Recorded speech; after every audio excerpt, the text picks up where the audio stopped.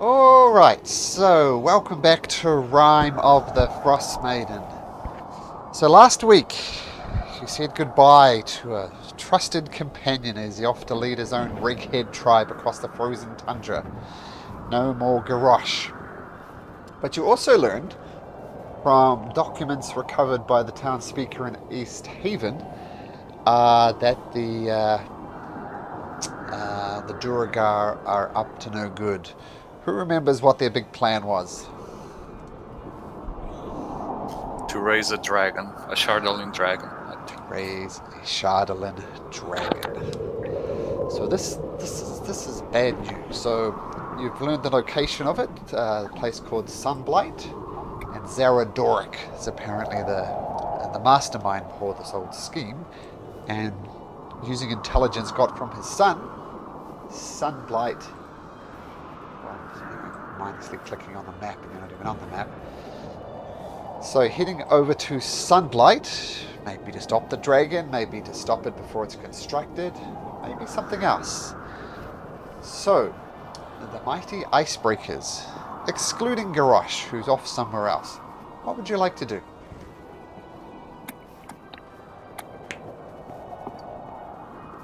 So I'm guessing there's a blizzard at our location. There is bad weather, but it's not blizzard-like. Okay. Bad weather kind of goes without saying. Not quite blizzard conditions yet. I guess me and Stax could try to find some shelter if that's necessary, or try to set our tents if it's not too bad. It's not too bad. Hmm. Okay, so make me a survival check, Stax. You can have the honor of the first roll of the evening.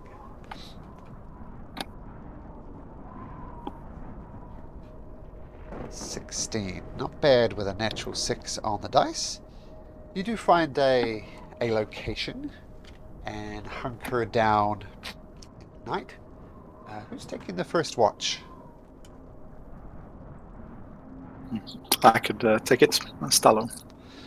Okay. So while Stax and who's taking the first watch? Sorry, Stello, was it? Stallo. Yes. Yeah. So Garrosh, Theodore. That's it. Yeah, Garrosh and Theodore. Yep, settle down. There's just the three of you now.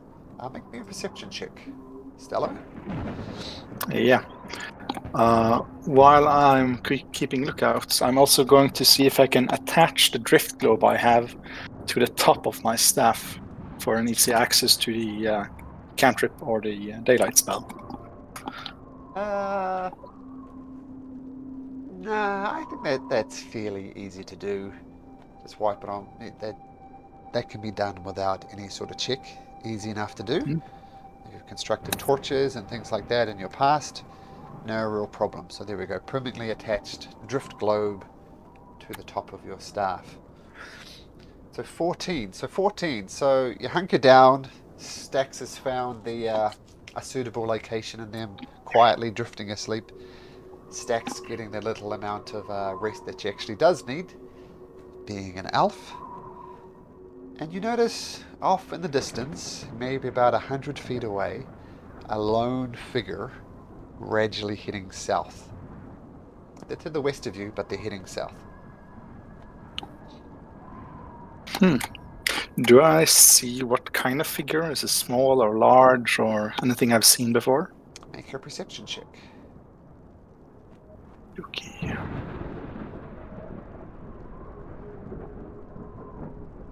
Wow. It's definitely humanoid. About the size of a human. So it could be a human, it could be an elf, it could be lots of things. Probably not a halfling though. Does it look threatening in any kind of way?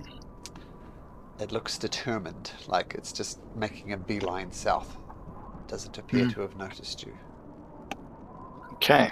In that case, I'll use my newly attached drift globe to cast a light cantrip on top of it, so I'll get 20 feet of light. Just bring up the spell just to check.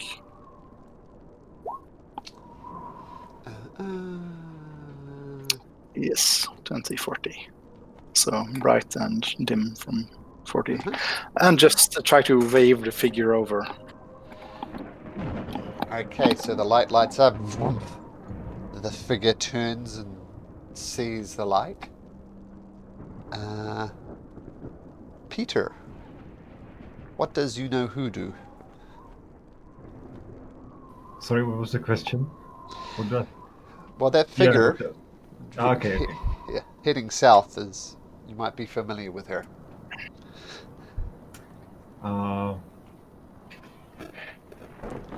The figure turns to Stello and walks towards him. Do you guys need me to narrate the middle bit here? Yeah. So I get closer to Stello, And what does Stello see? Why don't you explain the character that he sees? yeah. So he sees. I mean, the visibility is right. Okay, right. So Yep, it's not like good enough. Yeah. So he sees a figure, a human woman with like hair and kind of stern face, determined face, and you can see that she's definitely equipped for wilderness with heavy clothes, but you can see she also has weapons. And yeah, that's it. Okay.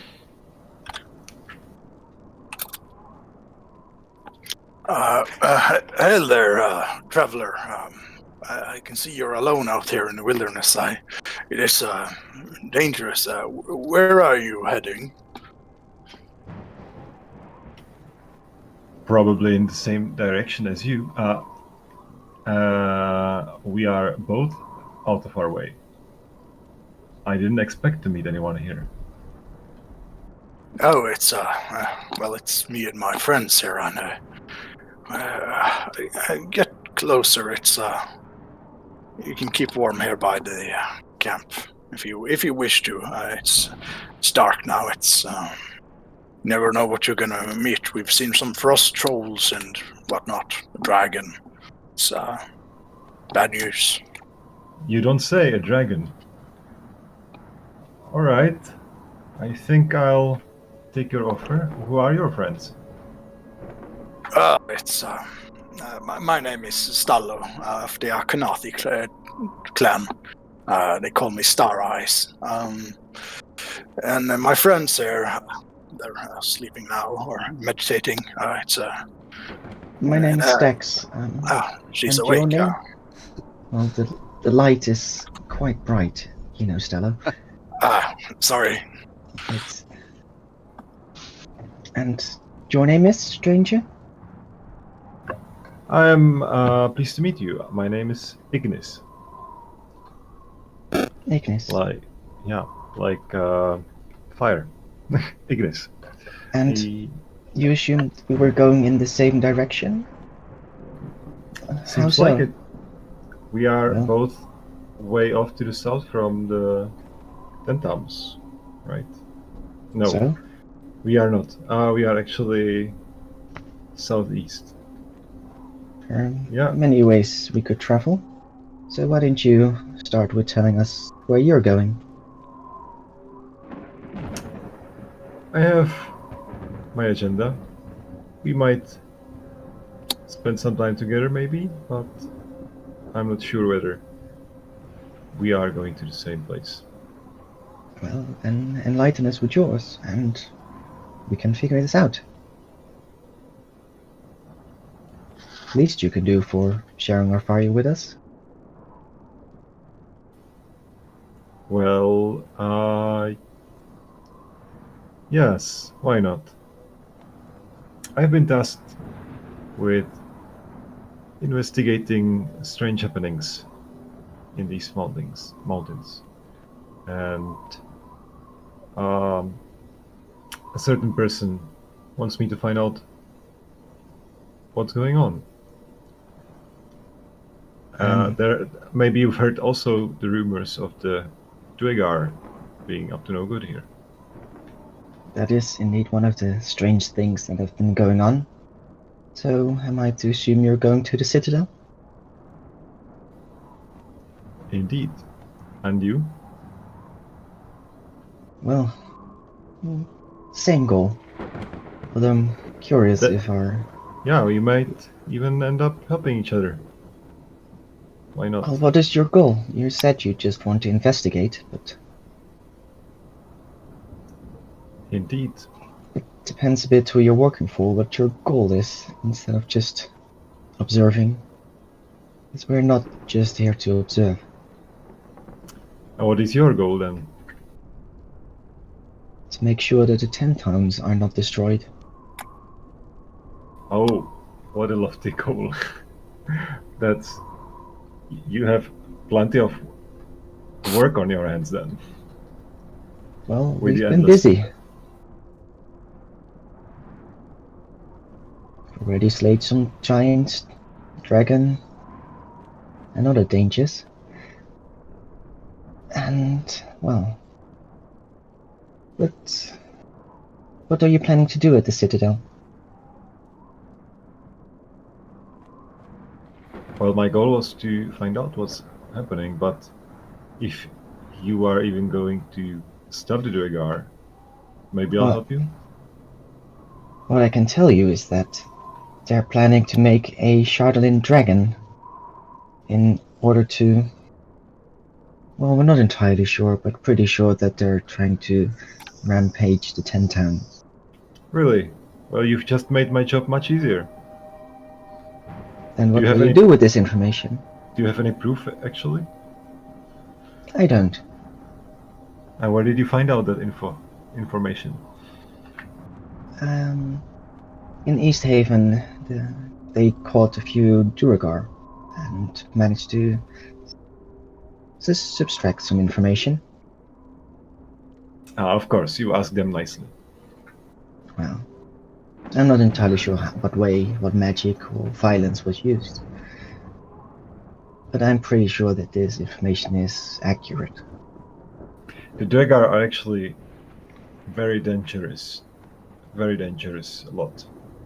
They have spells that could turn even the most capable warrior against his fellow adventurers. And they are certainly not bad either at warfare. Are you sure you are prepared for actually stopping them? Well, these Duergar are usually heavily armored, are they not? Yes, like basically any dwarves. They are pretty famous for their I got fighting some skills. fire magic. I got some fire magic that could cook them in their little tin shells. Should be, but that's Sorry. that's insidious. Cooking them in their own armor. well, drastic measures against drastic, dangerous foes is required.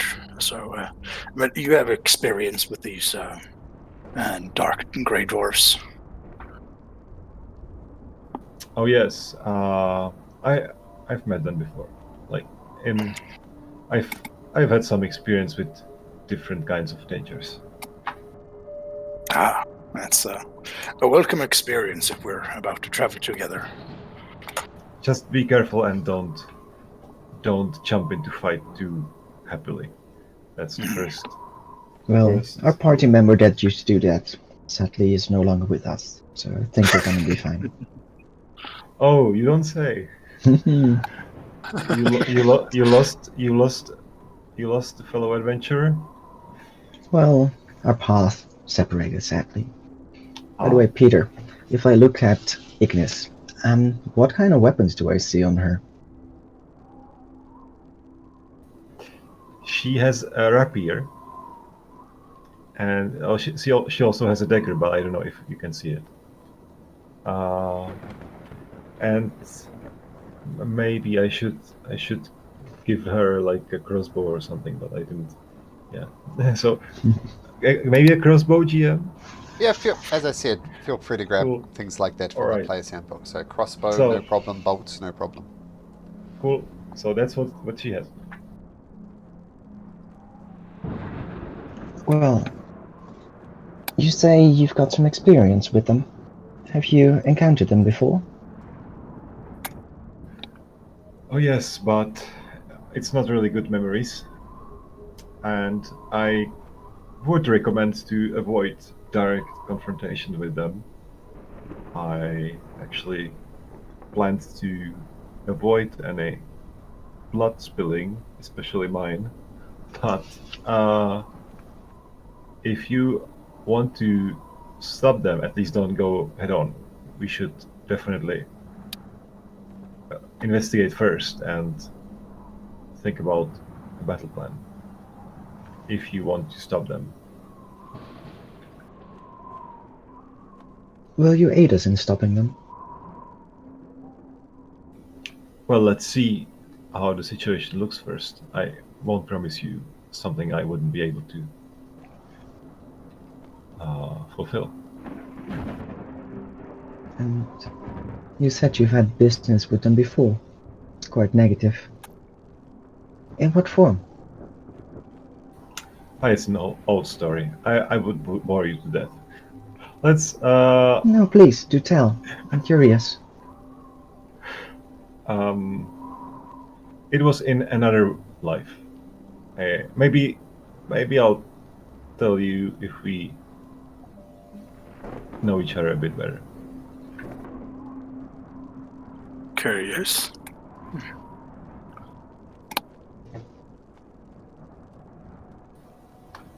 By the way, you must be famished traveling out there. Do you want some berries? I can assure you they're more nourishing than they appear to be.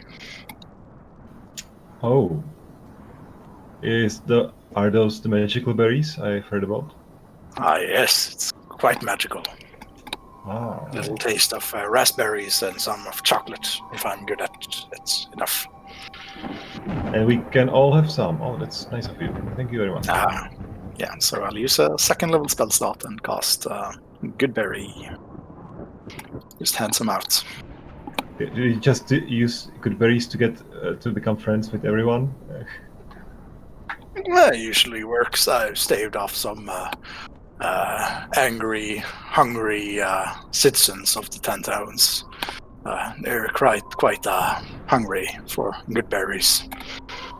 Yeah, the food situation in the city is not that great. But I've heard recently some adventurers brought some magical cauldron that feeds hundreds of people. Would you happen to know about them? Sounds like some pretty cool guys. You don't say. Well, I guess we can tell you that that's been one of our endeavors. Found one in the lair of some witch or a hag. I'm not sure what to call it. Strange old woman. So you are witch hunters. That's one of the titles we could call ourselves, yes. Interesting. What else did you hunt on your travels here? I've heard dragon, a witch. Now you are going after Dwegar. Just don't like your life, or I don't know how to explain that. You seem to be like to live dangerously. Well, you need to put your life on the line if you need to get something done in these parts of the world, I guess. Especially in these situations. For some reason, trouble just seemed to find us. I see. But I think I'm gonna go back to my meditation. And I'll see you in the morning. Good night. By the way, we have this extra axe beak. Maybe we could help you. I could help you acquaint yourself to it. You can take control of it while we're traveling together, perhaps. That would be most generous of you. Oh, I can't take that. But if we want to travel together at the same speed, maybe it makes sense. So yeah, thank you very much. Follow me. I'm gonna take a good berry and enter the starry form of the dragon, and try to get our extra X-Speak to be more accepting of this new human that's with us. Will require an animal handling check. Indeed. So let's see.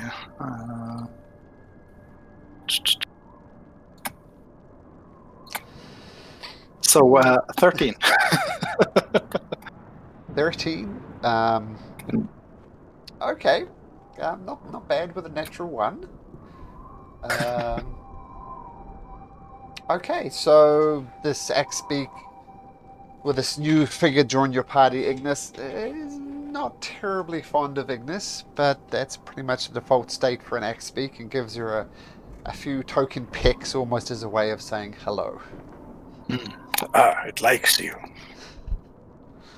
It doesn't look like it, but I'll try to trust you, and I'll try to trust it.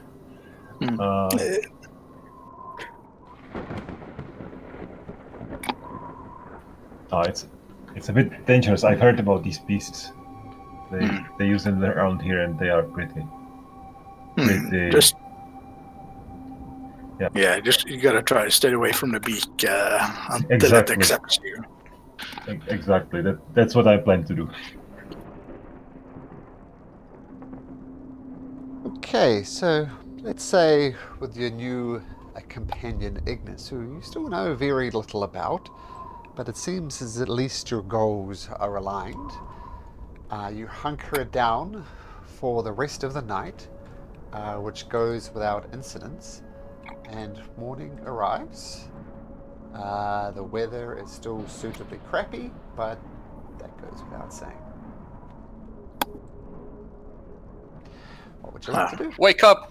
We have an intruder in the camp. I point a bow at Ignis. And Snuggles is ready to pounce. It's okay. We have aligning goals. This is Ignis. She's also investigating the case of the Duergar. I have aligning goals with the speaker of Thermalane. We both want to make gold. Doesn't mean we're friends. What the hell? In the middle of the night, how hard was I sleeping? Well, you were out pretty cold. Yeah, Literally cold. Stalo even lit a very bright light. I can't imagine how you slept through it. Well, little one, can we maybe put away the weapons? Because, I also sleep with my crossbow here, and I show you that I have it ready. And I'm like, maybe we could talk above a hot cup of tea or something instead of bolts and bows. Let's get ready quickly. We've got a hard day of riding ahead of us. I'm keeping my eyes on you. And so is he, and I point at Snuggles. You are not the only one. Making stupid jokes. No. Yeah, let's get out. We've been resting enough here. Let's go. Whew.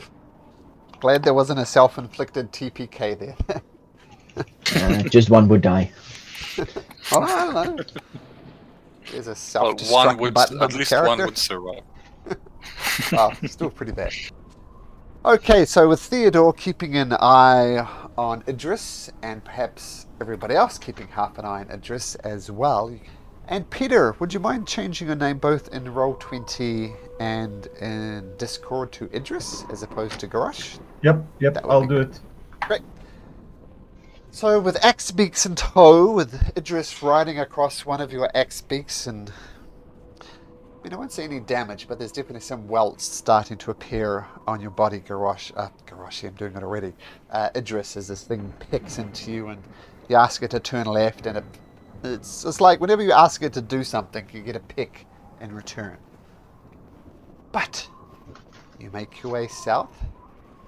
I'm saying during the course of the day, nothing really of note happens. But you're on the edge of this forest, which someone has conveniently labelled Kapanuk, which is where a missing Goliath was last seen from the Wormdoon clan. So I don't know if everybody except Idris wants to do something about that, but what would... I'm gonna ask Stax, should we try to look for Kapanuk, or should we save that for our return? I guess we could just take a quick look, I guess. I'd rather do that on our return. I also don't think we're gonna find any tracks. It's been so long, so... It's been weeks, I believe, or at least a weekend. With the snow that's falling with this rate, all tracks would have been at least a meter below us right now. I guess we can just keep an eye out as we're passing it. Definitely. But I hope you agree that this is second priority. Of course, of course. Okay. So you set up camp again for the day, for the night. Say Stax is so good at this that she finds something again. Morning comes around for the second day, but if anybody wants to do something... Yep, Stax, yep. If we're gonna set up camp in this spot, then I'd probably use 1 hour and my to investigate a little bit, just for mainly for the trees, if there's any scraps or tracks of fighting. Sure. So you are going to take a quick look around to see if you can find any tracks of Kapanuk. That would be a survival check then. Yeah, because the rest of it has to sleep. I got some spare time. Yeah, you look around and find some animal tracks, but nothing that would resemble a Goliath or anything apart from animals, in fact. Okay. Yep. You suspect what you said to whoever it was, that it's been at least a 10-day since Kapanuk went missing. A lot of snow has fallen in the meantime. So maybe a masterful tracker could find some signs, but Stax is not quite that level yet, though still pretty good. Okay. You get on to your, shall we say, companions. The axe beaks. They give you token pecks as you go along. And you start following along the ridge here. So I'm just kind of more or less fast forwarding this trail. And you arrive after an additional day of travel, one more than what we talked about. You arrive about where the indicated the Sunblight Fortress was. And you look up, and beyond the snowy foothills, low-lying clouds obscure the icy peaks of the gargantuan mountains that form the spine of the world. Eventually, you get above the clouds and behold a sheer mountain wall rising more than 100 feet before you. Carved high on the wall are rows of arrow slits with lights burning behind them and a clanking sound issuing from them. A narrow staircase, hewn from the rocks, leads up along one side of the wall. I have some art here to show you.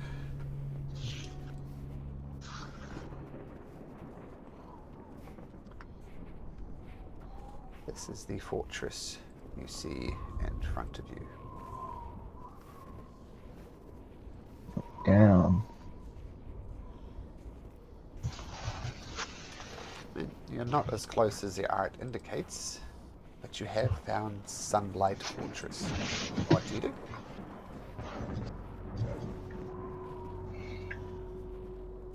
So there is a staircase upwards on the left side, and the rest is just flat granite. Smooth.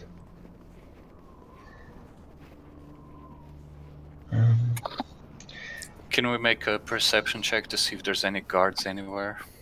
Sure. Absolutely. Make a perception check. It will be at disadvantage due to the weather. Can I at least guide myself? Okay. And use the telescope.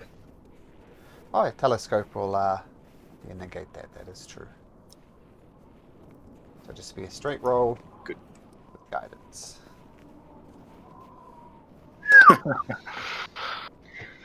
So you're looking for guards on the outside of the tower, like people patrolling, that sort of thing?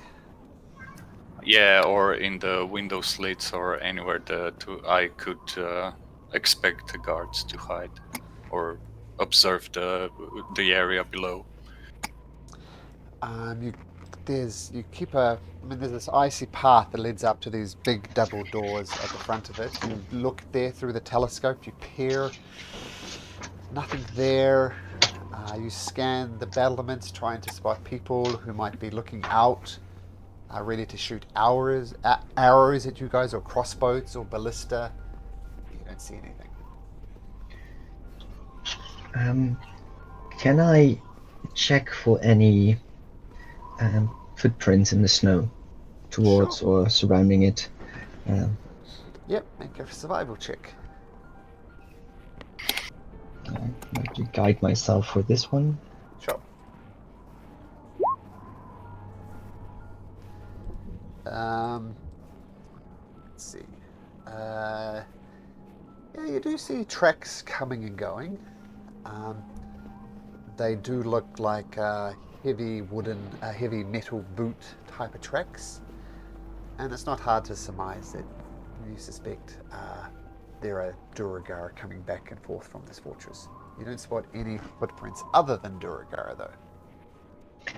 And these are just tracks from people leaving and approaching, or also like the patrolling, circumventing or surrounding? They're going back and forth. Okay. How high up are those arrow slits in the wall? Let's have a look. They're a good 60 feet up. Okay. Guys, let's put our X-Beaks a bit away from here, just to make sure that they're not being spotted and will be less likely to be noticed. I'd like to look for a small spot where I could leave them, where they would be slightly sheltered. Okay, easy enough to do to secure a place for your X-Beaks. Hopefully they'll be there when you return, but there's no guarantee. Yeah, I know. There are creatures prowling around here, carnivores, that sort of stuff.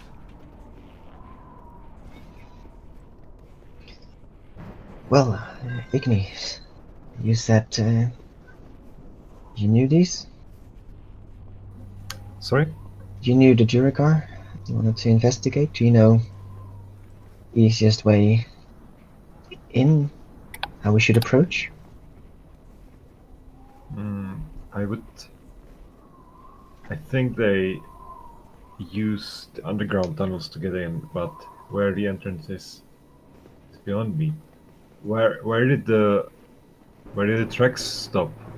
Did you find out where the tracks stop? Maybe there is a magical portal or something. The only tracks that Stax found were, going up the path more or less that you're on now, and going up that crisscross path that heads up to the front doors of it. You didn't see anyone going, to a different part of the tower to enter. The only tracks we found were going to the front door. So there is a front door. Okay. Well, probably they want to defend it very well.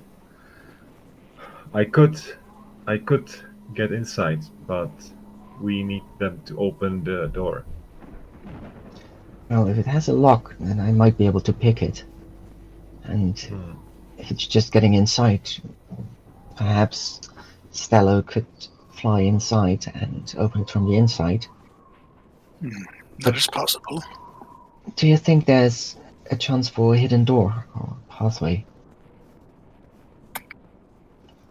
Well, if there is one, it wouldn't be near the front door, definitely. It would be somewhere a bit farther away. Then shall we have a good look around and see if we find any hidden passages?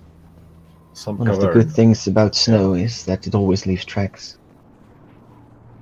True. Especially if the Duergar used it as a shortcut or something like that. That could be possible. Could we use the spyglass to just check the bottom of the fortress for any additional entrance spots? Sure, you can make a perception check. Yes, with guidance. It's a straight roll given the spyglass.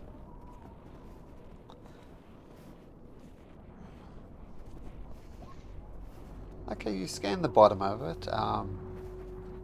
It's more or less carved into the rock. Like there's no connection. Like it wasn't when they built a fortress and slapped it up against the rock. It's actually carved from the rock itself. And you look at the bottom of it, and you don't really see a bottom as such. And there is lots of snow there. There is a secret entrance. You'll have to get a lot closer to try and spot one. Shall I try to investigate the edges? I could From close by? I could do I that could. as well. Okay. I could come with you and use my magic to conceal us. I have even a better idea. Stacks. What about I say a few magic words and you become invisible? What about that? Well, even invisible, I'm gonna leave tracks, and one of the good thing about Stelos' spell is that it doesn't leave tracks. Oh, Being- indeed. Okay. I believe, right? Pass without a trace does not leave tracks, I believe. Depending on the rock. That's true. What is leave no tracks? Leaves behind no tracks or traces of its passage. Oh, I didn't know the bit about pass without a trace. The more you know. Okay. And remaining unseen is a bit of my specialty, I guess. All But at right the same then. time... It might be. It might come handy later anyway. Definitely. Well, keep it in mind that you can do that.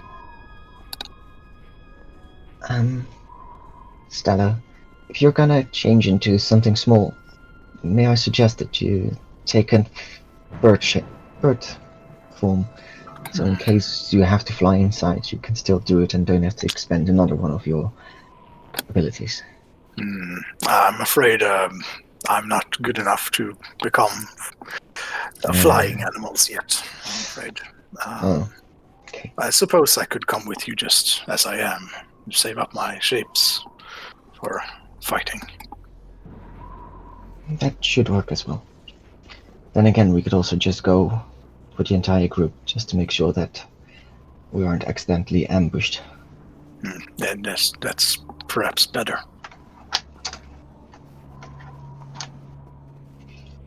And let's do that, and see if we can find any hidden entrances in the area.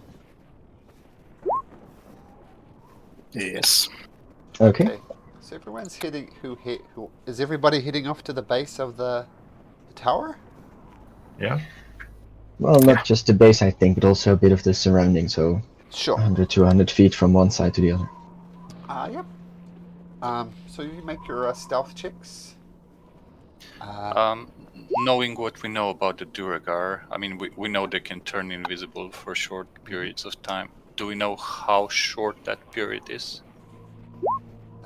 Nope.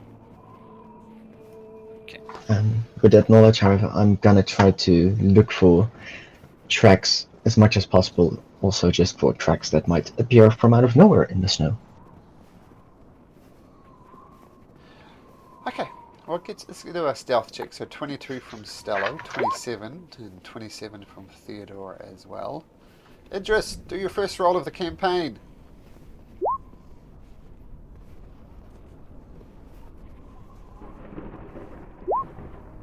Oh, there we go. That was a natural 20. I see you're rolling to the DM. I have to fix it, yeah. Yeah. But that was a natural 20, guys, for the first roll for Ignis. Ooh, nice. That's pretty good. That's the way to start a character. Good start. Yeah, like... Theodore's think- worried he can't see Ignis anymore. He said he'll keep his eye on her. Well, that's a 35 stealth. Do you see where to change it, Peter? Yeah, there's the setting. I'll find it. Just give me Sure. a second. Okay. So you guys all hunker down and go to the base of the tower and start looking around it. Hellfire has not rained down from above, so you suspect you haven't been spotted. And now you guys are going to look around to try and find some type of secret entrance, a back doorway, scouting around the tower as much as you can. And if you do that, you can make me an investigation check. All of us, or As we Yeah, approach the fortress, I'll cast see invisibility on stacks, just in Okay. case they're invisible. Okay, good idea. Well, with one, yep. So stacks, you can see anything. You don't see any invisible Duergar or anything else invisible for that matter. And yeah, make an investigation check. Can I? Oh, yeah. Okay. Stacks 22.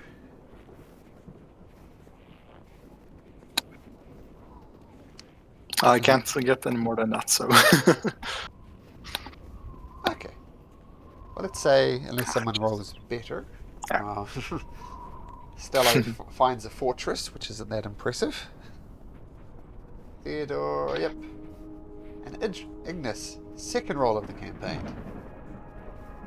I feel like I'm setting it up for a natural 1 now. Ah, there you go. At least it's visible. Yeah, you look around, you dig into some snowbanks trying to find the base. You kind of find the base of the tower, but as I said, it is kind of part of the rock itself. You look for secret doors, you look for trap doors, you look for tracks. Whole lot of nothing. At this point, Stax would also use Eyes of Night on everyone. Which gives them 300 feet of dark vision. Right. I think mostly useful for a human friend. And Stello. GM question. If we can go to, can I go to the main entrance and can I see through the door to the other side? certainly try. Oh, okay. Require walking up that long zigzaggy stairway to get there, but absolutely.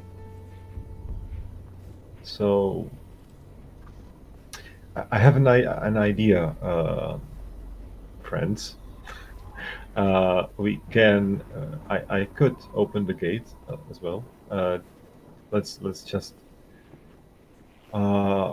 try that. If we are stealthy enough, do you think that they will spot us if we try to go to the main gate? It's maybe too risky. It's risky, but I also don't see any other way in, and we have to get in anyway. Maybe I could try then being invisible and try to get to the other side, open the gate,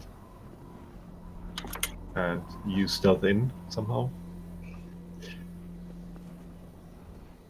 It's like dark but not not really super dark, right? Yeah, it's maybe 2 p.m. something like that by the time we found it. Plenty of light around. And it's probably out of the question to climb it. Because it's, I mean, on the picture it looks like a smooth wall all the way up. Well, let's try not to raise alarm, but I don't know how otherwise we want to get inside. Well, maybe we could observe the entrance. They're probably more active at night since they're not used to sunlight. Although there's not much of it around here. That's true. That would also make this the best time to enter and attack them if they're sleeping. What time of day is it? 2 2 p.m. p.m. around. Yeah, then that would be their nighttime, I guess. Well, then let's approach the gate. I think I should be a little bit ahead, especially now I can see invisible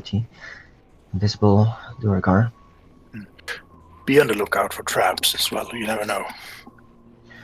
Of course, I'll be. I'm going to say pass without a trace is still active, though if you go ahead of Stello, you need to be within 30 feet of Stello to get the bonus. So it's up to you, Stax. Yeah. I can stay just behind, like say 25 feet behind at most times. Yeah, I was thinking that. Just a bit ahead. Okay, so we'll have Stax like 25-ish feet in front, so she can maintain her stealthy thing. We will need new stealth checks though. See everybody going up. Make me a stealth check with Stax a little bit ahead of everybody else. Me and Ignis would probably go 30 feet behind him, just on the other edge of the spell. Oh, sure. Since everybody forgot poor Shrubby last time, I'll roll for Shrubby. Oh, Shrubby. Maybe you guys should roll for Shrubby. Well, good question though. Are we gonna take Shrubby? Yeah, why not? Okay. I don't trust the Axe speaks. Do not nibble at him. Alright, so we Okay. have Is it possible to guide yourself for this? Since we know that we're gonna have to stealth in advance.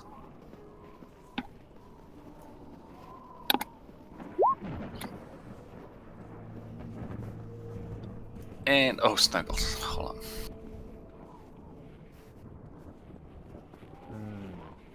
Okay.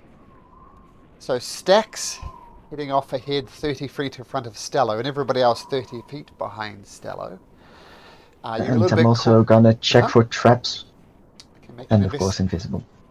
I check for traps on the path, or the door, or both. The path for now. If we get to the door, I'll check the door. Okay, make me a perception check.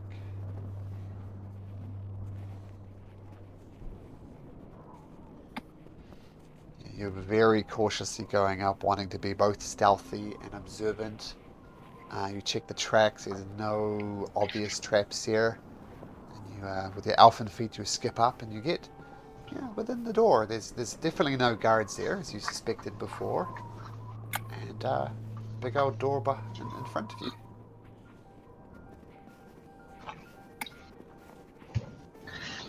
Well, then next I'm gonna check if the door is trapped, locked, and if I can hear anything behind it. Just a standard. Investigation to see if it's trapped. Guide yourself. Guide myself for this one. Uh-huh.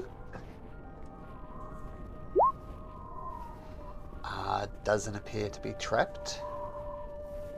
And if you like, you can make a perception. Oh, there's your perception. Okay.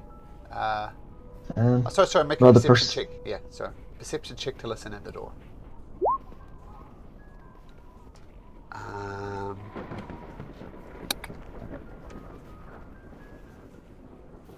You hear the sounds of movement from inside, but it doesn't appear to be coming from directly behind the gate.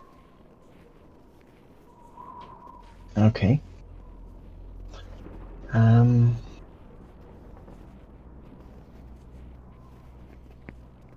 And do I see a lock?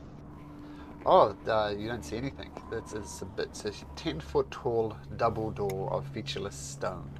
Featureless stone. Okay.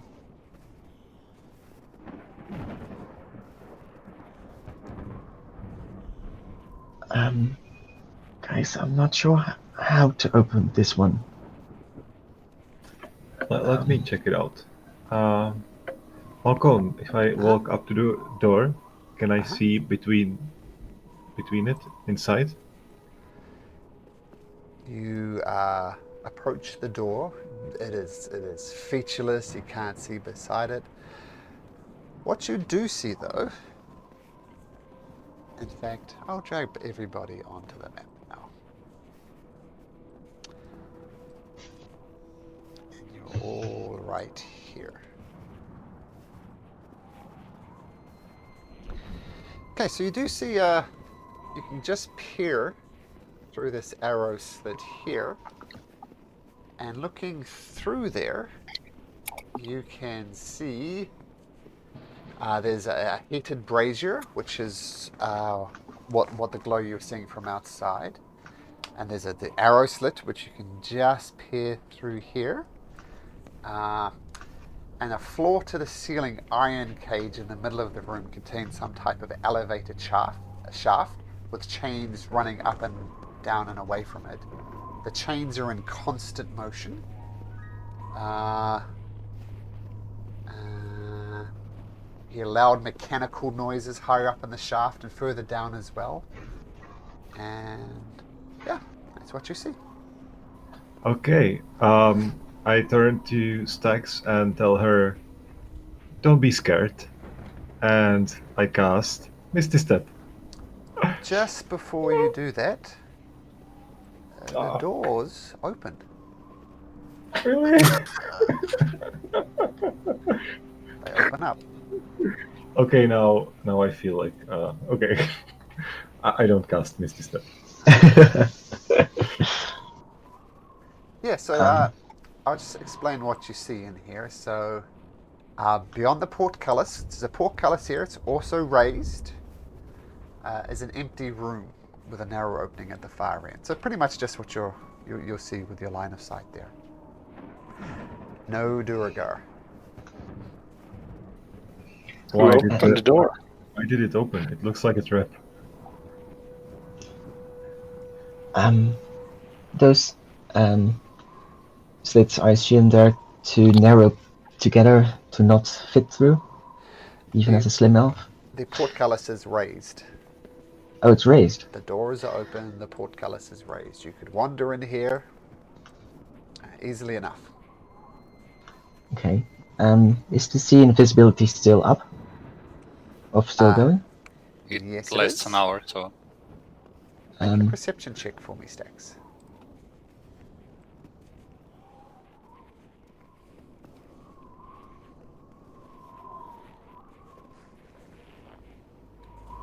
You do see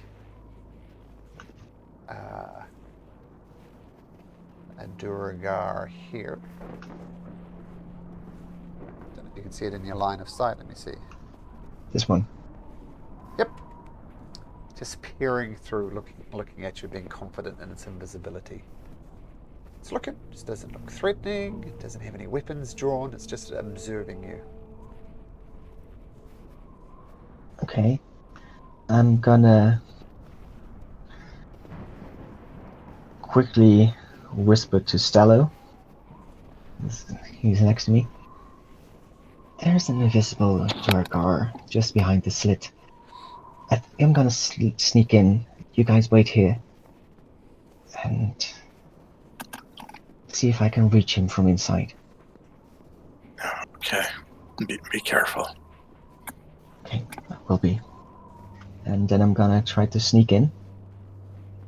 And hopefully find a way to this side. Okay, make me a stealth check. We'll start it out with your +10. In fact, why don't we do this for... I'm gonna guide myself with this one. Cool. I'll just give Stello a nice glow so we know where his pass without a trace is. So, there. Oh, okay. So a rather terrible 39 to start with. Okay. Yeah. Horrible moment when it got that to 29. Okay, feel free to proceed. I assume these arrow slits are not all the way to the floor? That's correct. Because I'm gonna take a tiny peek, see that I assume someone's standing here, and then duck down, crawl alongside the floor. Okay, so what you see in this area over here, you see there's a stone table in the middle of the room, and lots of doors coming off it. You don't know why. So, yeah, you see featureless stone doors lining the wall, and you do see this creature here as well, observing the area, but they don't appear to have noticed you.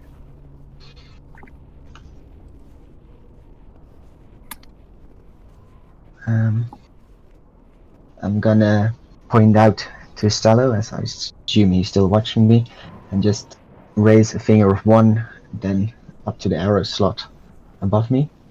Okay. So your stealth is a rather pathetic 29 now. Yeah, I know. It's a sad time. There's one long hallway. Yep, and I've set everybody's vision to 300 feet, so that's why you can see all the way down here. And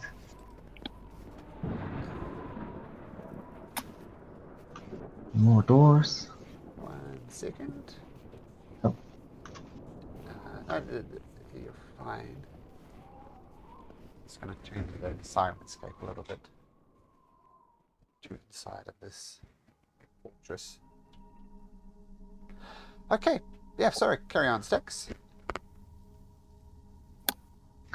So I'm gonna walk over here and then see this Duergar. I assume he's still paying attention to my party. Yes, he is. You see another Duergar over here kind of peering out across the valley. And there's this loud sound of these elevators. Remember I said there was a continuous elevator with chains? That's this thing. These constant chains going round and round and round. By the way, would I have seen anything that would open or close doors? That from where they could arrange these parts? Yes. Just a second.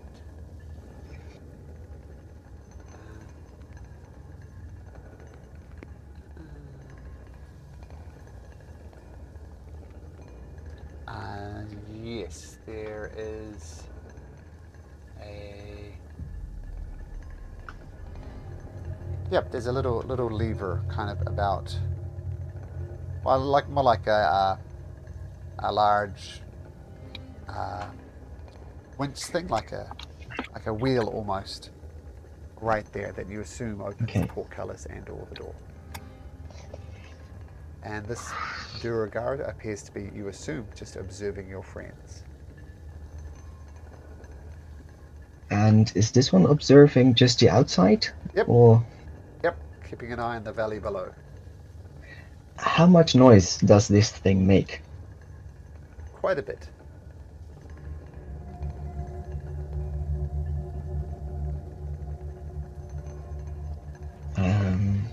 Like it's constantly moving this seemingly elevator shaft around and around and around. So you assume it's carrying in some sort of elevator platform. Those things aren't quiet to move around.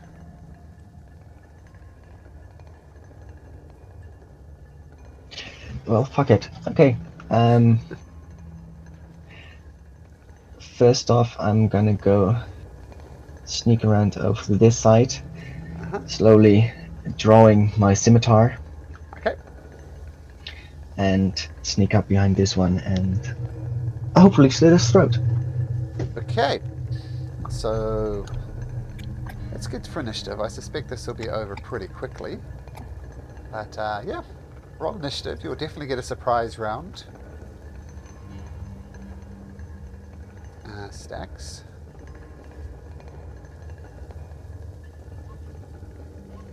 Oh.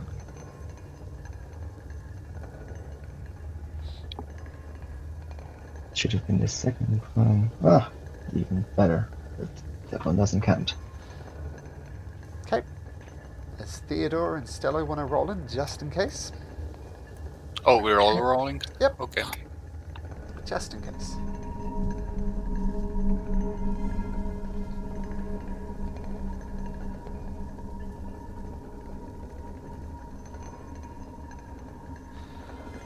Okay, so yeah. 2 stealth, yeah, so make an attack roll with advantage. Stacks. Battle music, but I don't think it'll matter.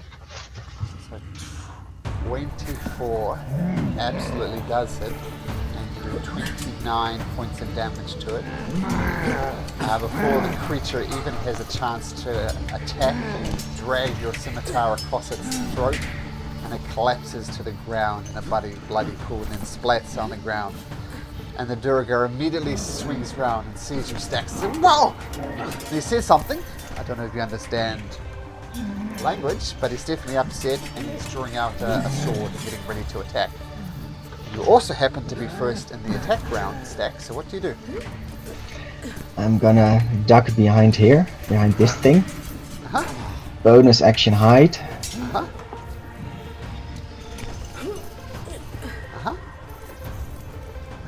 Okay.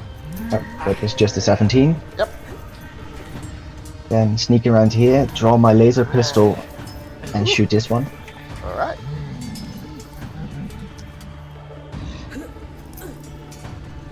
So I was trying to keep track of you as you moved around and lost you for a second. And your laser pistol shines out, gets him right in the shoulder, more or less removes most of his arms. But he did survive. Ignis.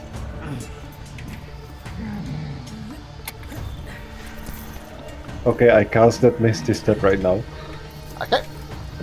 It's a bonus action, so I disappear in a silvery dust, and I appear directly behind the Dragar.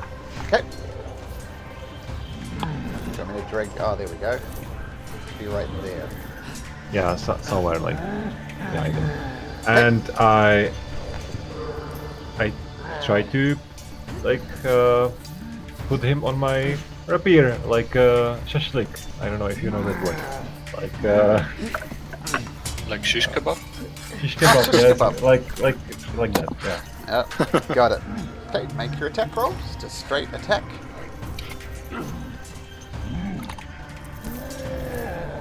15 does not hit. Just clatters next to it. Stone sparks go up. The Duragar looks frightened and panicked, but he's still got his weapons drawn. Theodore. I will. Oh, actually, no. Yeah, go ahead. Gotta go back a step. No, for Stacks it's fine because it can see invisible. Ignis, that should have been a disadvantage because this thing is invisible. Right. But okay. with invisibility, you do know where it is. Because you see like breath, you see footprints, you can maybe hear its armor moving. So you do know where it is. But your attack would be at disadvantage. But you missed anyway. But keep in mind, this Duragar is invisible. Okay. Theodore. Okay. Is it concentration for the Duragar? That's a good question.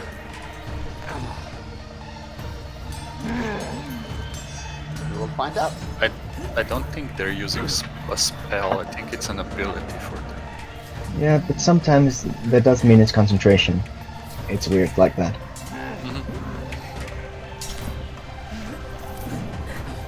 So Theodore. Yeah, I'll just move a little closer so I can see him better and shoot at him twice with my strongbow. Okay, he's going to have With disadvantage. 3/4 cover. So it's going to be +5 to his AC, and yes, at disadvantage. This is a very tough shot through an arrow slit. Oh, then... it's a bit far away. Huh, let's see who's next. Stalo. Okay, no, then I'll just cast See Invisibility on Stalo because he's next. No, he's after the Duragar, but yeah, So you as cast my action. See Invisibility on Stello. Okay. Snuggles.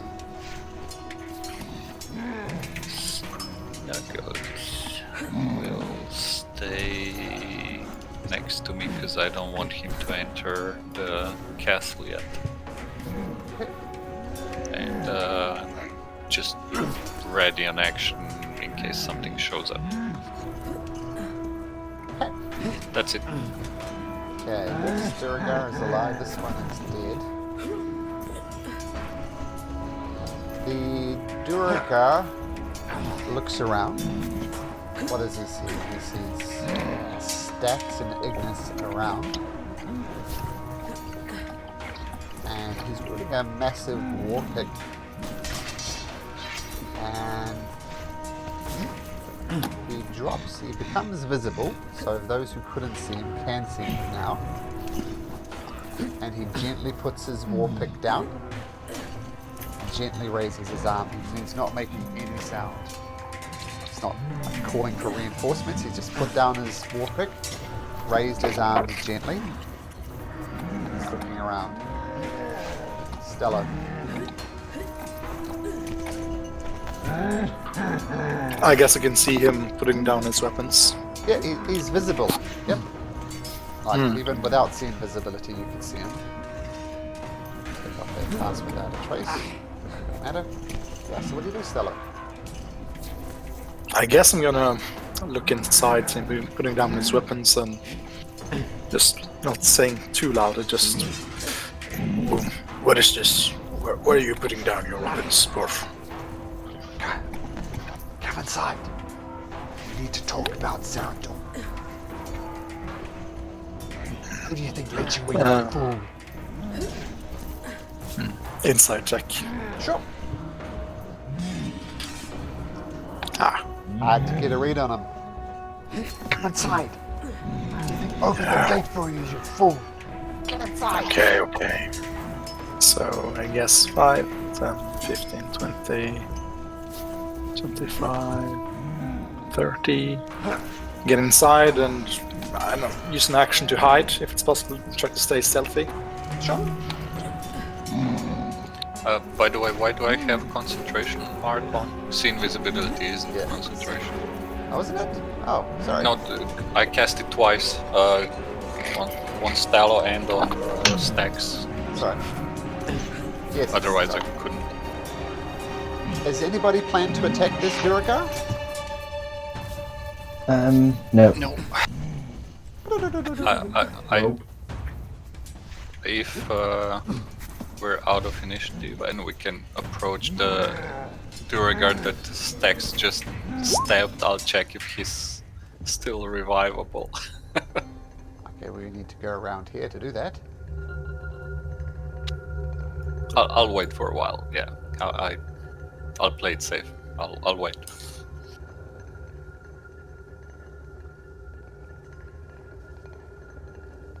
Okay.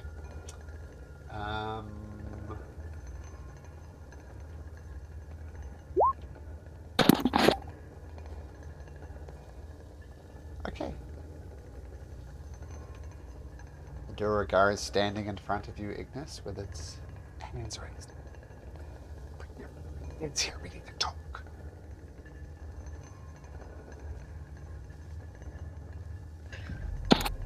Stala's gonna move quietly through dungeon, try to crawl underneath here as well, seeing as there's one pointed out by Stax. Okay.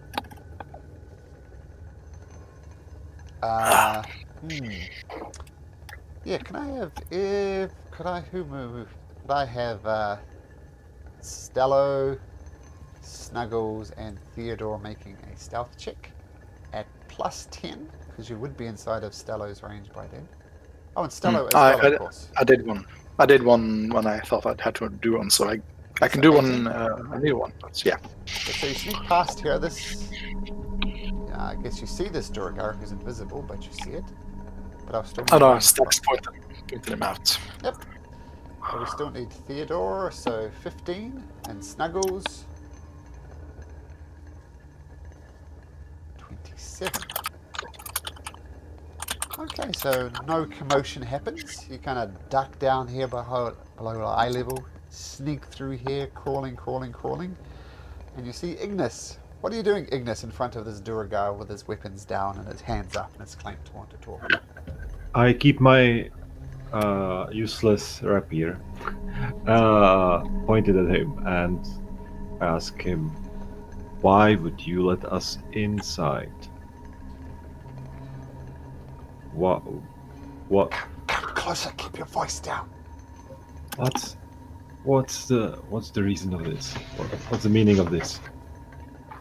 Look at your friends, idiots. Get them out of the corridor.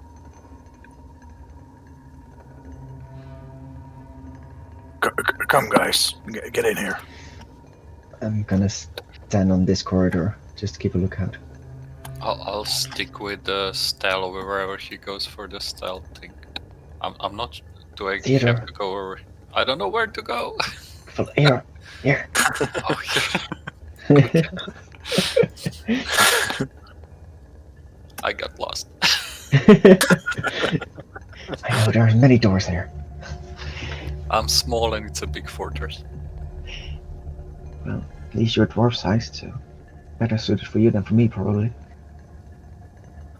This Duragar leans against the wall. He has 1 hit point, by the way. You almost killed him. And if it wasn't for Ignis missing with her rapier. And I'll tell you also, his AC is 16. So he went as close to death as he possibly could. This guy's lucky. Well, But he's an absolute mess. I mean, Stax nailed him. He's bleeding profusely. He's doing his best to patch up the wounds and says, why would you do that? Obviously you have something on the inside opening the door, and your best course of action is just to slaughter us? Damn fools. We've heard some stuff about you, Grey Dwarfs. Don't take it this the hard way. Could I assist you in patching up those wounds? Please. I'll cast Healing Word, rank 1. Okay. It's going to be 7 hit points. Okay, he's still looking a little better. But he's messed up. So why have you come to this woods? Let's start there. Well, we've heard some rumors about your leader, Mr. Sunblight, and his plans for the 10 towns and this monstrosity of a metal dragon he's constructing. He inhales a lot of blood through his nose and then spits it out on the ground and says, Sarah Doric is a fool. He's going to bring all of us Duragar down. What are his plans? Obviously, you know something more than we do. Why do you dislike him? He's gone mad. His obsession with his Chardalin has twisted his mind. He's paranoid. Not making the right decision. We need new leadership in this fortress. A new leader for the Duragar.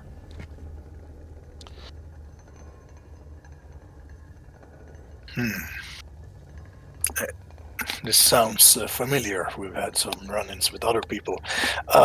It's because of the Chardalin, you think? He's twisted his mind. We need strong leadership. Do you know what this Shardlin material is? Its origin, or why it's doing this to people? It's just its nature. It twists the mind. It's a dangerous thing to handle. We've been collecting it, passing it to Oz and Redoric. But his mind's twisted. His plans don't make sense. I think Grandolpher Mudgart is who you need to talk to. Come with me. I'm sure she'll wish to talk. I suggest you don't attack. And he props himself up from the wall, tries to wipe off the blood off his body as best he can. Follow me.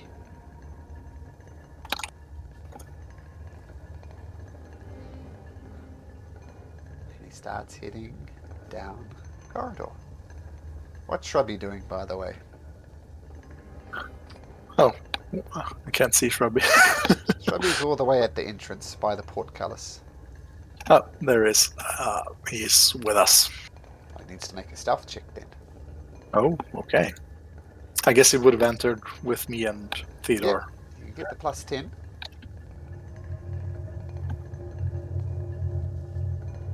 Okay, so it does sneak through. He limps, leaving a slight pale trail of blood behind him. You guys sneaking, or you just walking? He's not sneaking. He's making very obvious noises. I'm gonna follow and say to Salo, are you sure we should trust him? No. Keep an eye on Arrow Knock just in case. But this kind of infighting could be to our advantage. Okay, he heads down to here. And just when you get here, glancing to the south down here, there appears to be some type of chimney, like a massive, huge depression in the ground right here. So this is open. Like if you go 5 foot south stacks, you would fall down into the forge below. Okay. This is a massive, huge opening here. I'm gonna take a quick look here. Just doors. Just doors, yep. Okay.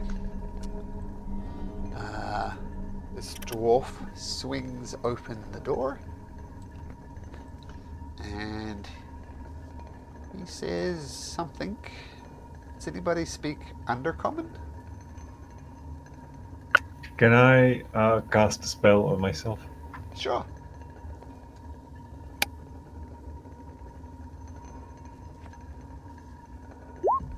So I cast this spell on myself. Uh-huh. It takes 1 hour. It doesn't need concentration actually. I just need to touch myself and I can understand and actually even speak, I think. Yeah. Understand any spoken. When the target speaks, any creature that knows at least one language. Oh yeah, so it needs to know a language, so you couldn't talk to like a snail, for example. But this enables a two-way communication. Does anybody? I mean, I guess I should have said this before. I didn't realize, but that they're not speaking in common. So did who? I know Dwarvish if it helps. Dwarvish counts. Yep. Stax, do you know Dwarvish or Undercommon? Nope. Ignis, do you know Dwarvish or Undercommon? Now she does. Now yes, and before. Oh, now she does. I Yep. Sorry. guess I know. I didn't know. I know Common and Infernal for some reason. Okay. Castello, Nope. Theodore, What? do you know Dwarvish or Undercommon? Yeah. I said I knew. I know sorry. Dwarvish. So at the moment, sorry. only Theodore and Ignis will be able to communicate directly. So keep that in mind. So he opens the door. This door guy goes in, and let me explain what you see before we do anything else. So inside of this room, oops. is. So 3 braziers heaped with glowing hot coals illuminate and heat this long hall. At the eastern end is a hexagonal stone table surrounded by 6 stone chairs. Seated in the chair facing the door is a haggard old Duergar with long black hair streaked with ribbons of white and fingernails like shards of iron. She is devouring a hearty buffet of cooked meals, mushrooms, and strange underdark fare. Lurking next to her is a small mechanical dragon made of a shiny black substance. Hunched over a stove in the west side of the room, a Duergar cooks. At the sight of you, they drop the utensils and reach for their weapons. But this old Duergar says something in Dwarvish, and those who understand hear them say, put your weapons down. Put your weapons down. And I think I have some art for this person. Let me show that to you. Here we go.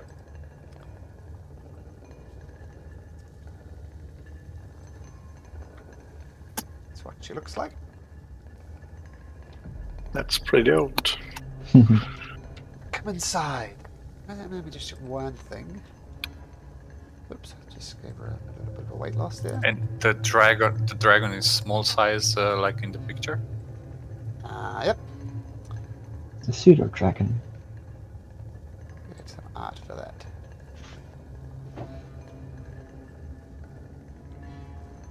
Yeah, it's like this, but made from the black obsidian type substance. And she actually does say, she says in Dwarvish, come join me for dinner. Come inside, don't be afraid. And then she switches to common. Perhaps it is easier to understand if I speak to you in the common tongue. Come, let us have a meal together, strangers. I step in, but still sword and shield high. Honest, I understand you. Perfectly understandable. Look, have some of this chicken. And she takes a whole chicken and rips off a leg and munches on a leg. And look, it's not poisoned. Sit down. Join me for a meal.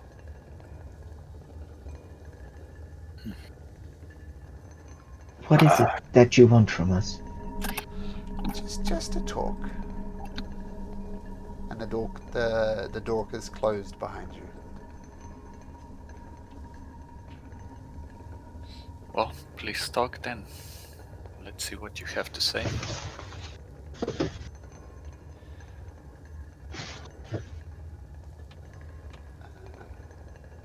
Well,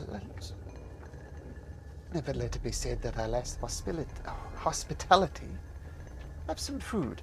And you look at the food, and it looks kind of nice, apart from the layer of ash around it. And there's layers of ash everywhere. It's not just the food. Well, I'm gonna be polite and take one of the pieces of food and. I come to Theodore and not kick, but like use my hand to throw his food away. Don't eat it, Theodore. It might be cursed or something. Honestly, your guys are as paranoid as Zaradork himself. Perhaps you'd like some special brew that I made. This is brewed from underdark mushrooms. Quite alcoholic and quite delicious. And she takes a mug, pours this brew into it. It's kind of got the color of mushrooms as well, but a bit like almost watery. And she theatrically takes a drink of it. Quite delicious. And she hands some out to Theodore. Would you like to try some? I'm afraid it would be taken out of my hands, so let's just save it for later when just we trust each other more, I paranoia. guess. What was that, Sex? Just indulge in our paranoia and let's talk business. Well, you are not Duragar. I see my trusty companion here has followed my instructions. So well done, Drick. She points to the very injured Duragar, who goes to the table and starts devouring the food. But I put a little dot on him so it's obvious this is the guy that you attacked and healed. Oh, yes, so why are you here? Drake has let you in. I assume you have a purpose. What is your purpose?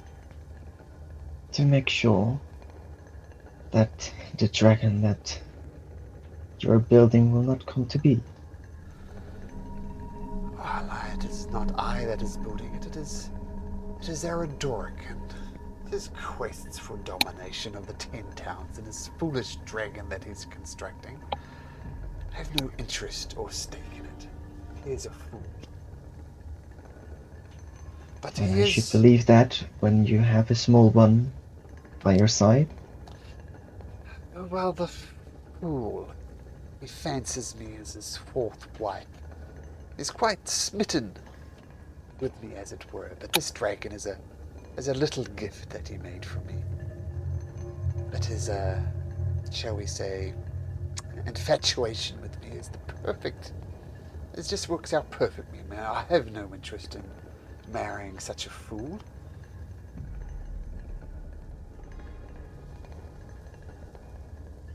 Marrying? Are you two involved or destined for each other, or however You would wanna say call it? yes, I would say no. One-sided then, of course. Yes, it suits my purposes, shall we say. But the dragon doesn't, if I understand correctly.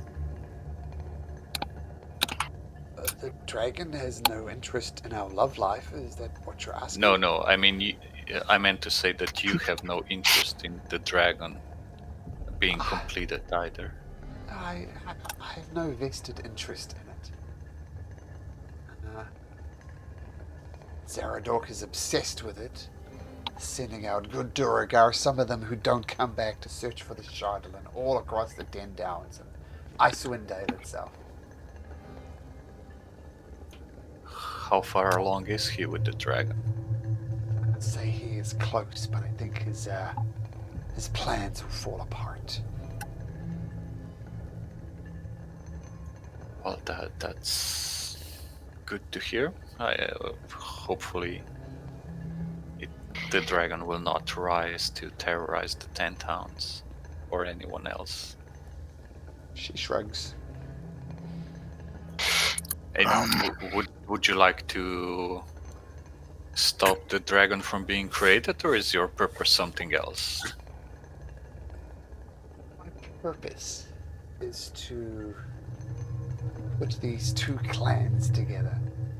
We have the clans of Zaradork Sunblight, and we have my clan, the Musgards, and many of the Duragar inside of this fortress are loyal to me. And let's just say, if Zaradork was out of the picture, it'd be a lot easier to unify these dwarves under my rule. Is she speaking in common? Yes, she is. Say, it's a good goal, uniting the clans. I know a bit about that, but say we succeed in stopping Sunlight and tearing down his dragon, and well, depends what his fate will be then. But I don't see a good outcome for him. What are you gonna do when, well, this is all over? What would you do as a leader of these Dvergar? How will your relations with the 10 towns be? Towns can keep to itself. We have much to mine and much to dig. We're but simple miners. Can I incite that? I'll check if she's obfuscating or Sure. trying to hide her intentions on, the 10 towns. Sure. inside? 61 second? Oh, 18. 18, yep.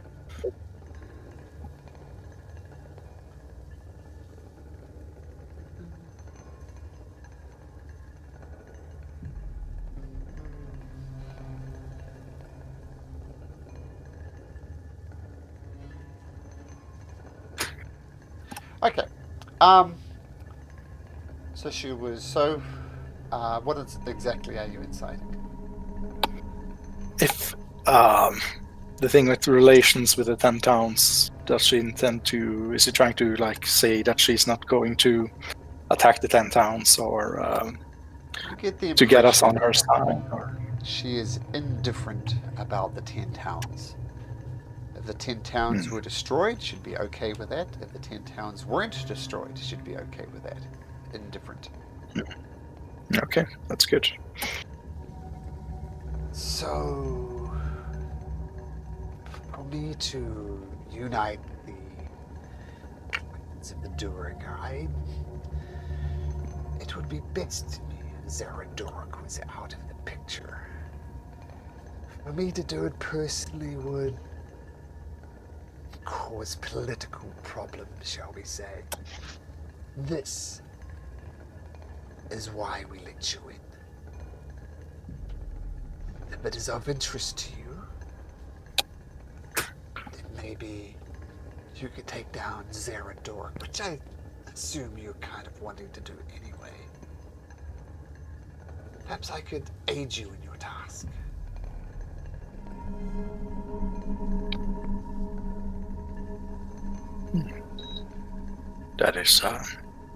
That's good, I guess. How would we know your clan apart from the Sunblight clan? Is there any markings, or I suppose you don't want us to fight yours? That would be difficult. I will send out a messenger to, well, they'll kind of know. They know we need Zaradork out of the picture, and anybody who attacks Zaradork, for example, is sure to curry their favor, shall we say. Unfortunately, I do not know where Zaradork is exactly, but I assume he's in the forge, overseeing the construction of his precious dragon.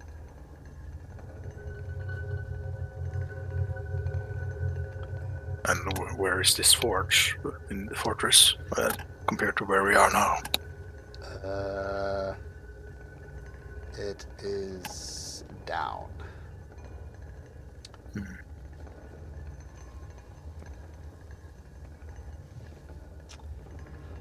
Now,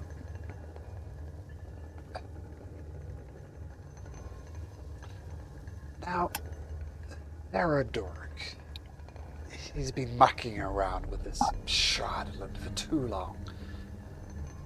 He's doing some odd things. He's captured some Underdark monster, some mushroom type of thing, and he's using it to reanimate some corpses. And some of these are Duragar as well. And let's just say that no one likes seeing their companions reanimated in some perverse, undead way.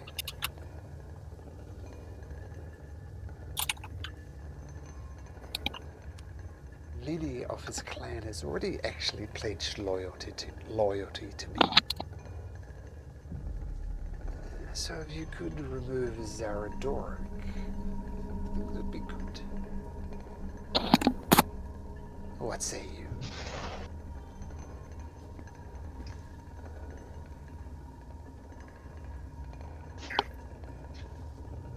Well, I guess Sardark, or Mr. Sunblight, is the main problem here, and seeing as if we could take him out of the picture, the attacks on the 10 towns would cease, hopefully, and, well, that's what we intend to do. And how are you going to help us? As I see it, many of the Duragar here are on my side. They see the fool that Zaradork has become. So if combat breaks out, I'm sure a Duergar would come to your side.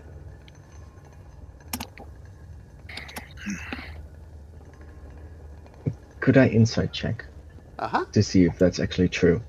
you can.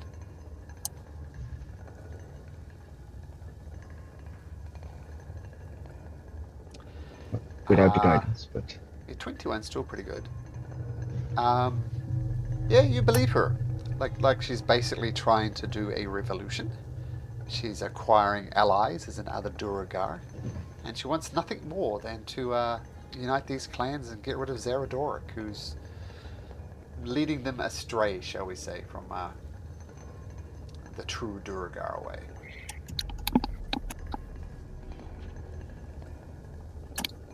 okay. And do you perhaps have a map of this place? So that we know where we can find anything. Everyone. Oh, it's easy enough to find yourself around. Just go down to the forge. You are 10 towners, are you not? In a way.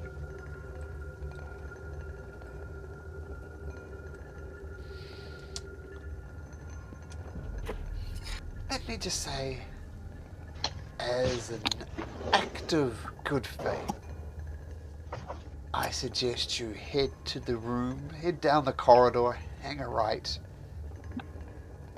and I suggest you search the room up in here. You'll find, shall we say, something interesting to the matters involving the 10 towns.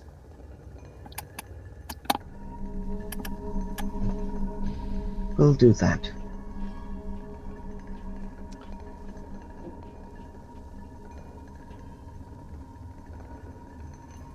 Do you want us to go now and come back, or just on our way to the forge? And I'll check by it the out way, now. Speaking of the forge, is it true that it's powered by Heart of a Dragon? Yes, that is true.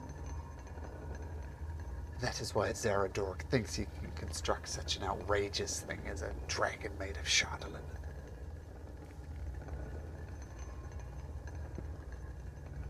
Well, if we come out of this on top, both you and my group, I would love it if I could see that heart, if it's allowed. But we'll worry about that afterwards. There's a lot to do. A final question for me. Is there a way in which we can recognize your followers?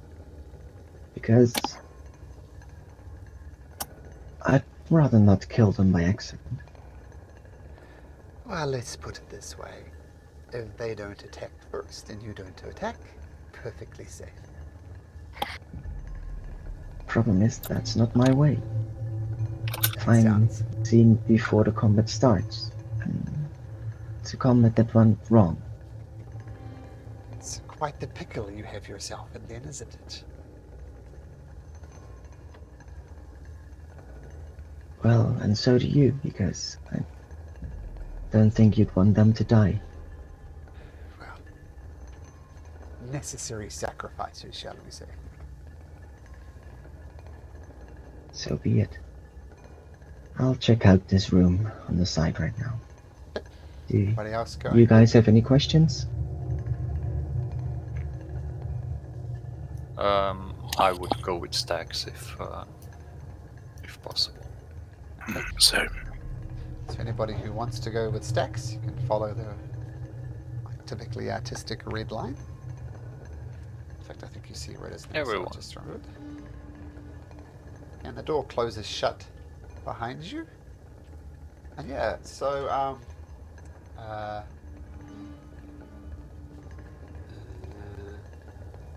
so just one other thing. There's a constant smoky haze around here. I should have said this before. And as I said before, this appears to be basically carved out of the mountain.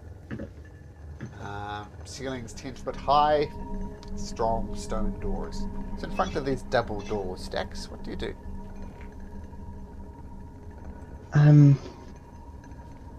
Is there a keyhole or anything I could peek through?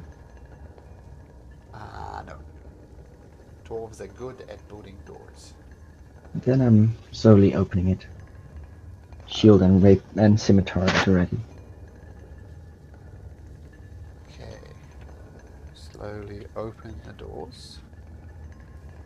Inside you see... So this rectangular room has two sets of double doors, one to the north, one to the south. A brazier of hot coals stand at each corner. And in the middle of the room is a low stone table, on top of which is drawn an illustration that looks something like a map.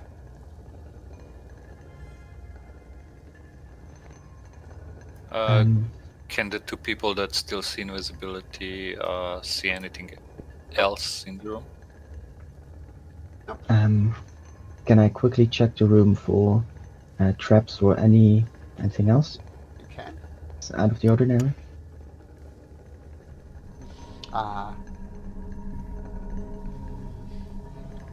Yeah, you look around, there's nothing invisible, there's no traps.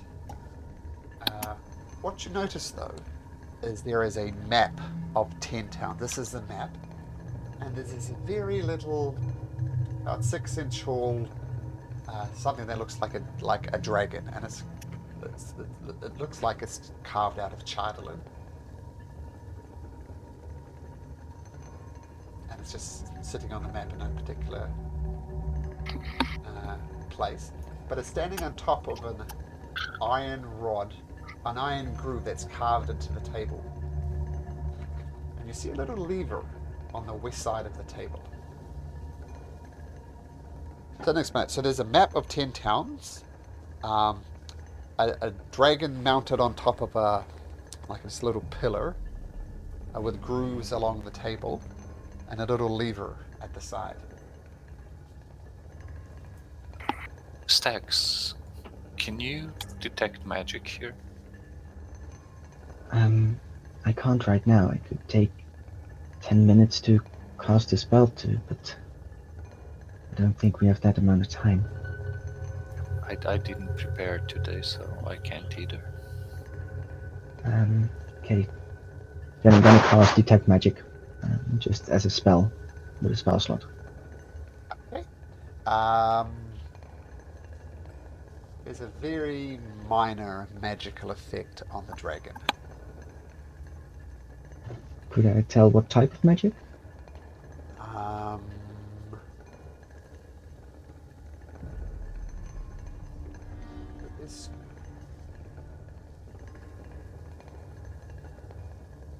Okay, there is an ore of transmutation. Okay. If you wish, I can identify it. And I guess I can either take 10 minutes or one of the spell slots as well, like you did. I think we should... I'm not sure what we want with this. There's also this lever.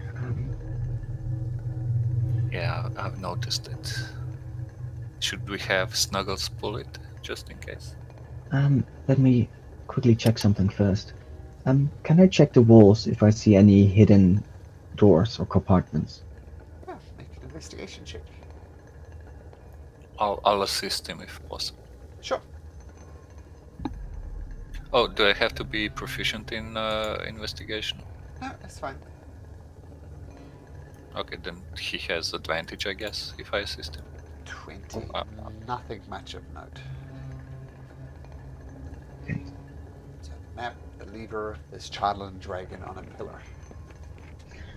Let's quickly check this door on this side first, and we can always pull the lever later. If we trust... I think she wouldn't just try to kill us with such a thing. But I also don't really understand what she exactly wants us to do here. and I want to check this door to listen to hear if I hear anything on the other side. Perception.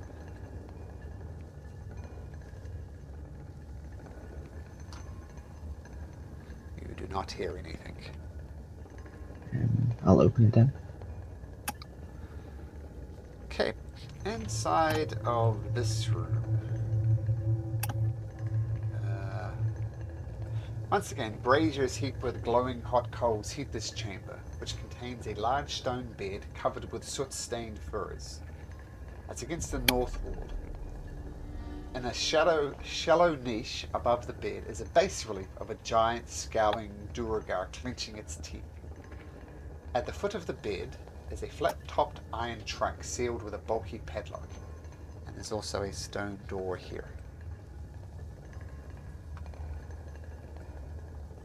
Okay. Do I hear or feel any magical stuff? Nope. And there's a door here. Sorry, there was a bed you said, and I'll copy the text in there.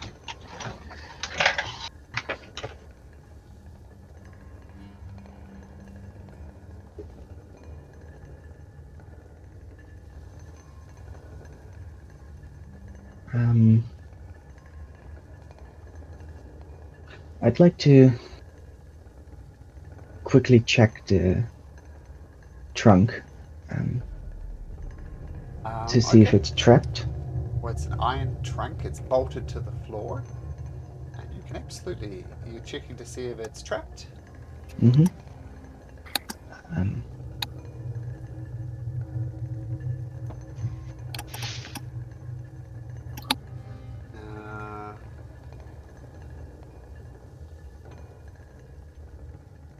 Yeah, that doesn't appear to be trapped. Does he sense anything magical in there since the deck magic is still on? No. Theodore, could you guide me quickly? Yeah, of course. Um, Have more than show you the way.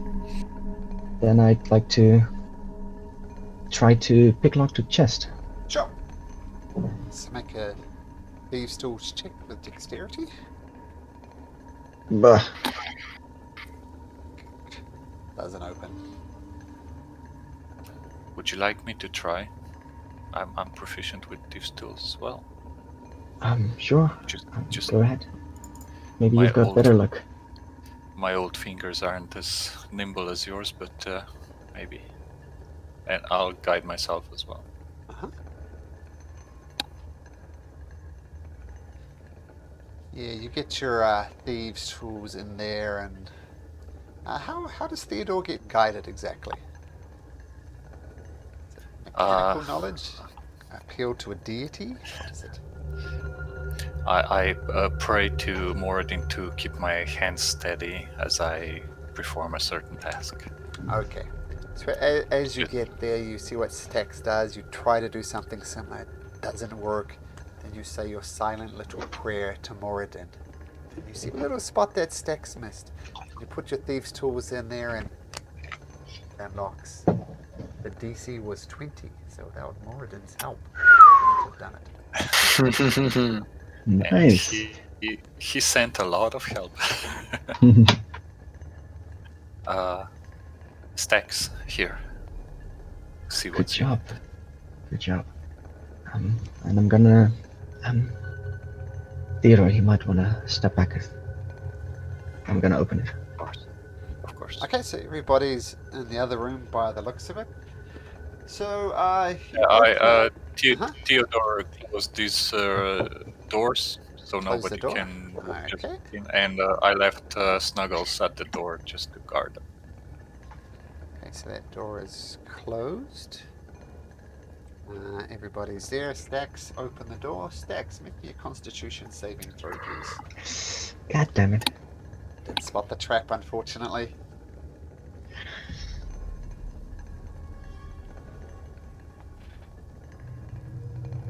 Come on. 12. Bardic Okay. Inspiration. So Don't have it. as you open the door, some type of trap goes up, and this entire place is just enveloped with a poisonous cloud, and you get it right in the face, and you take 4d10 worth of poison damage. So it's not so bad. That's a terrible roll, but can't help but cough, and the poison is still lingering in the air. It hasn't gone through to this room yet, or doesn't appear to, even if it would get through there.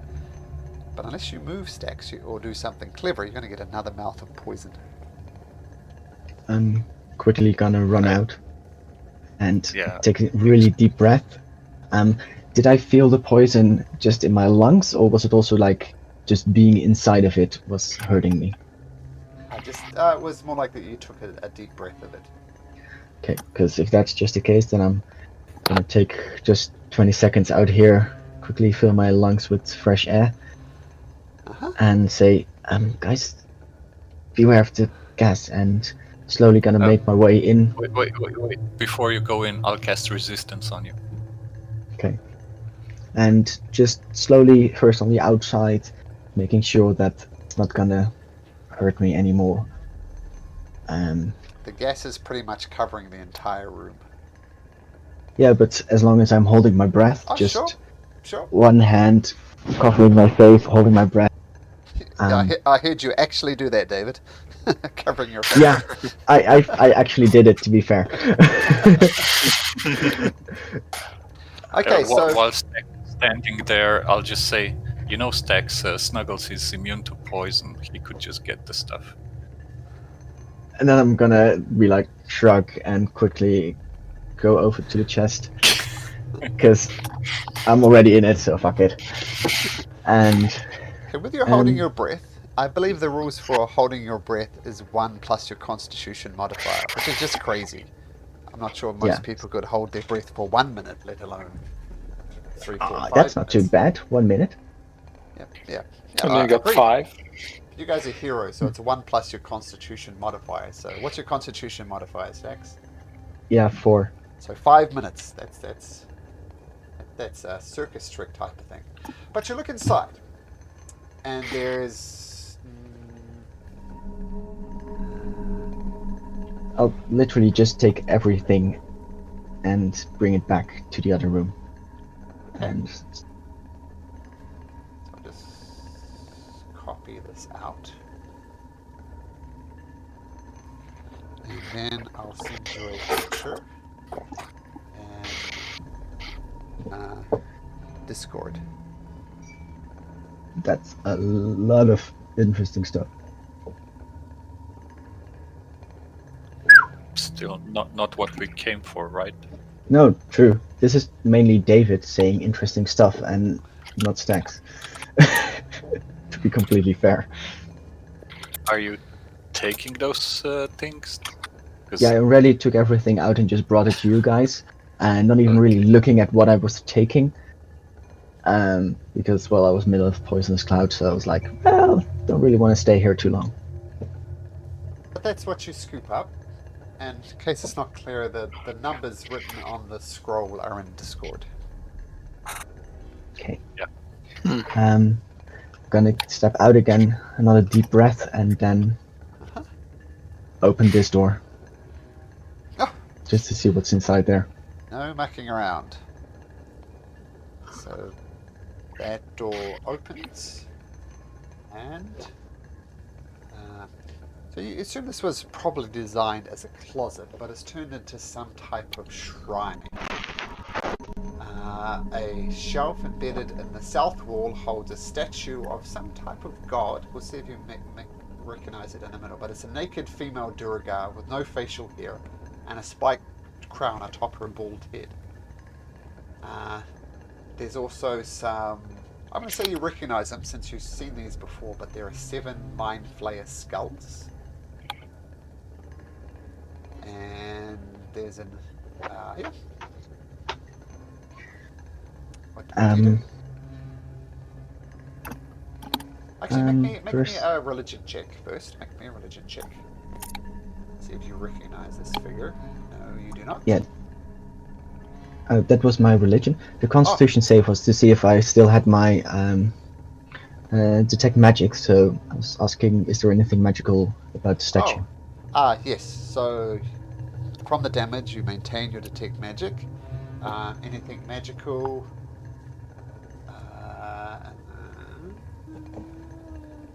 Nope. Okay. I'm gonna step back out. Took too long. I'm gonna quickly explain to the rest what I saw, and then I'm gonna say to Ignis, "That's poison. You, what you doing in there? That's a Don't good question. talk. Get out."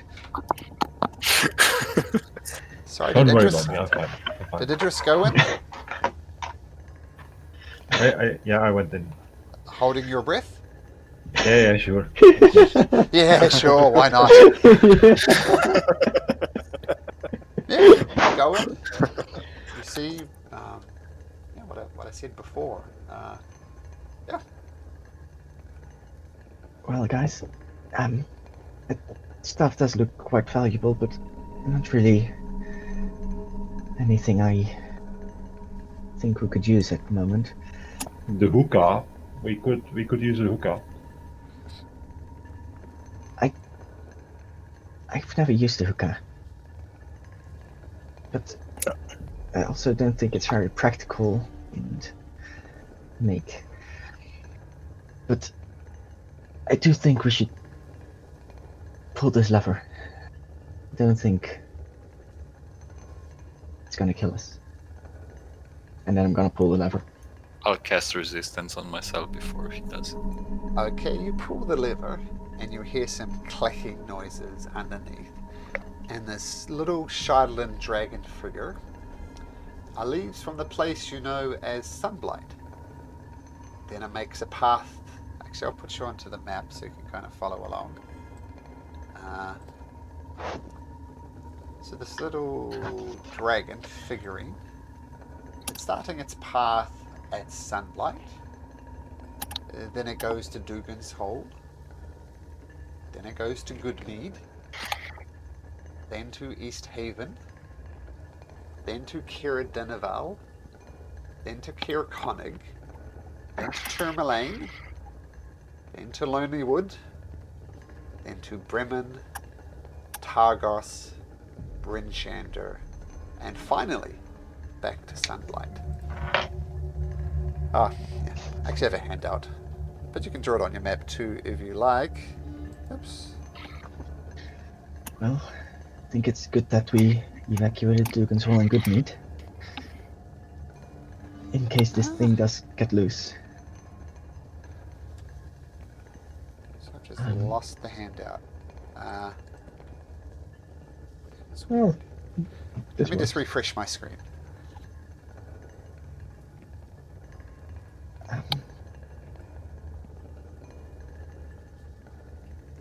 But I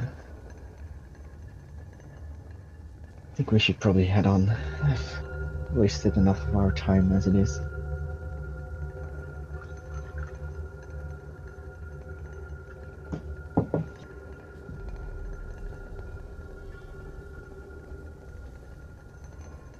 Okay. This is probably more useful to you.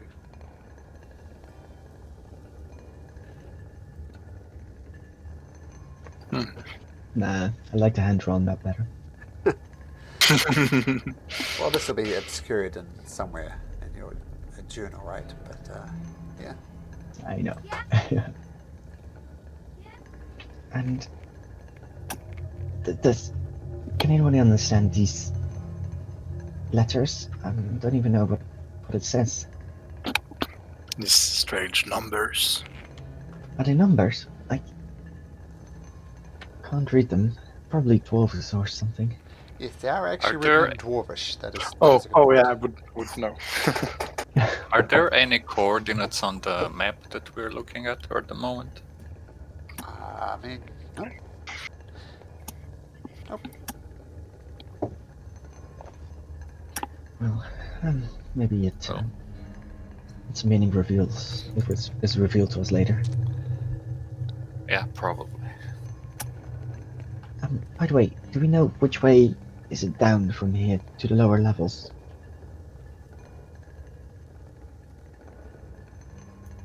Who are you asking?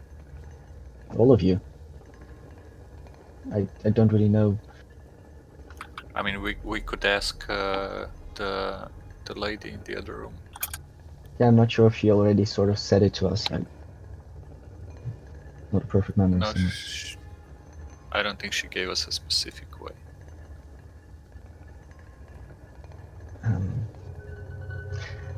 Malcolm, Yes. is there any way that's like indicated which way goes lower, or? There was an No, probably elevator not. you saw in the very first room you went in. Hmm. Ah, there was an elevator. Ah! Ah. Seems obvious now. Yeah. Every time when you say something so very explicitly, I'm gonna be like, oh yeah. Well, I think we should go this way. Okay, while To the you corpse. ponder which way to go down, let's just take a short break, and I'll be back in just a second. Sound good? Okay. Okay. Five, Yep. Yeah. 5 minutes? Alright. Yeah, let's make it 5 minutes.